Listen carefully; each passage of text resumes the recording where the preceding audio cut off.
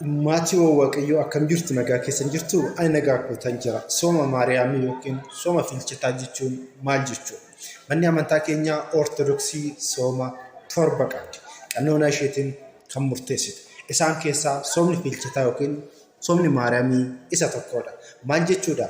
Yoo jettan haati keenya dubroo Maariyaam waggaa 64 biyya lafaa kanarra jiraattee fooniin boqatte. Yeroo isheen boqatetti duuka bu'oonni fudhanii gara Geetsemaanii yeroo geessuuf deemanitti warroonni Ahuudotaa ta'anii ilmi ishee du'aa ka'ee jedhanii nu jeeqaa turan. Ammallee haati gooftaa du'aa kaati nuun jedhu waan ta'eef gubuu qabnaa, gatuu qabna harkaan fuudhanii jechuudhanii gara isaanitti dhufan. Yeroo kana ergamaa Waaqayyoo reeffa haadha keenya dubroo Maariyaamii fuudhee biqiltuu jannataa jala kaa'e. Achiin booda duuka bu'oonni erga deebi'aniin boodatti baay'ee dhiphachaa tajaajilaaf iddoo garaagaraa deemu waan ta'eef ji'a 8 booda jechuudha. Ji'a 8 booda waa'ee haadha keenya Maariyaamii yaaduu jalqabani. Achiin boodallee jechuun immoo naasee bulii tokko yookiin hagayya bulii tokko kadhannaa taasisan jechuudha. Kadhannaan isaanii subaayee ture. Subaayee jechuun namoota irraa adda baanii iddoo itti Waaqayyoo bichaadhaan wal qunnaman, iddoo gadaamii, iddoo namni kallattiidhaan Waaqayyoo bichaa itti wal argu jechuudha.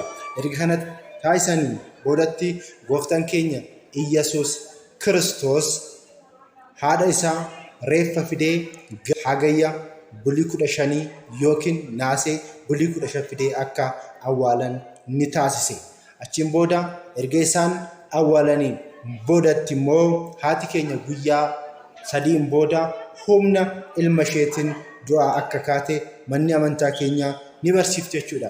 Yeroo kana garuu kan arge eenyu jettanii duuka bu'aa keessaa Toomaas biyya Hindii barsiisee yeroo deebuutti haati keenya dubroo Maariyaam yeroo isheen ol baatu argee sabbata isheen ittiin gannazamte kenniteefi. Achiin booda innis hedduu gaddaa ture. Garuu haati keenya Maariyaamiin wanta duuka bu'oonni kuwwan hin argine ati argitee jirta waan ta'eef horii jettee mallattoo kana ni kenniteefi. Innis mallattoo isa fuudhee duuka bu'ootatti ni hime. Duuka bu'oonni garuu baay'ee gaddani. Nuti maaliidhaaf ol ba'umsa ishee hin argine jechuudha. Sanaan booda waggootaan booda duuka bu'oonni walitti qabamanii subaayee jalqabanii subaayee sanarratti gaafa guyyaa 16 obboleewwan koo kutaa itti aanu haati keenya dubroon Maariyaam sooma filchitaa yookiin sooma Maariyaamii jenne irratti immoo yaada hafteen isinii xumuruu barbaada. Sanaan booda Toomaas akkana jedhe, waa'een haadha keenya dubroo Maariyaam maalirra ga'ee gaafa jedhee gaafatu isaan immoo gooftaan fidee awwaallee jirra jedhaniin. Yeroo kana akka inni waa'ee gooftaan keenya Kiristoos gaafa inni du'aa ka'u ni shakkee ture waan ta'eef Toomaas ammas ni shakkitaa jedhaniin. Inni garuu argee ture wanta isaan dubbatan ilaaluu barbaade. Booda Phexros fudhee gara Geetsemaanii iddoo isheen itti awwaalamtee geesse. Gaafa awwaala bananii laalanii awwaalli duwwaa ture. Phexros baay'ee rifate. Sanaan booda Toomaas akkana jedheen, Phexros hin rifatin, funoo animee nan amantan jedheetani malee haati keenya dubroo Maariyaam gaafa isheen ol baatu argeen jira jedheen. Sanaan booda isaanis amananii gaafa hagayya bulii tokko naasee bulii tokko nus arguu qabna jechuudhanii subaayee jalqabanii. Subaayeen tokko bulii 7 qabaa, subaayeen 2 bulii 14 qabaa.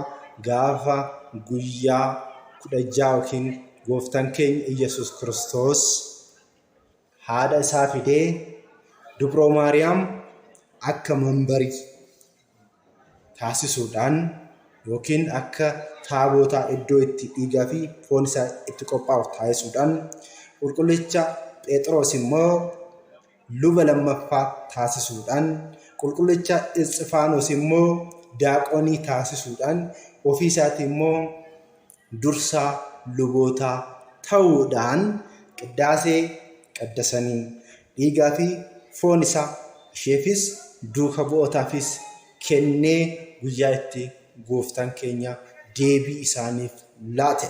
Yaa obboleewwan koo nusarraa kiristaanonni kadhannaan taasifnu soomiin soomnu waaqayyoodhaaf yookiin dubroo Maariyaamitiif waa dabaluuf osoo hin ta'in ofii keenyaaf gara waaqayyootti dhiyaachuudhaaf soomna waan ta'eef sooma kanatti jabaannee namoonni dandeenyu iddoo gadaamii deemuudhaan waaqayyo wajjin akka wal qunnamnu dhiifama akka inni nuu laatuudhaaf gooftaa keenya Yesuus Kiristoos haasa'u qaba.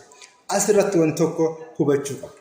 Gooftaan keenya Yesuus Kiristoos du'aa kan ka'e humna isaatiin aangoo isaatiin dubroo Maariyaam kan kaate humna ilma isheetiin. Maaliifuu du'aa ka'uu kan danda'u waaqayyo qofa waan ta'eef jechuudha. Gaafii yoo qabaattan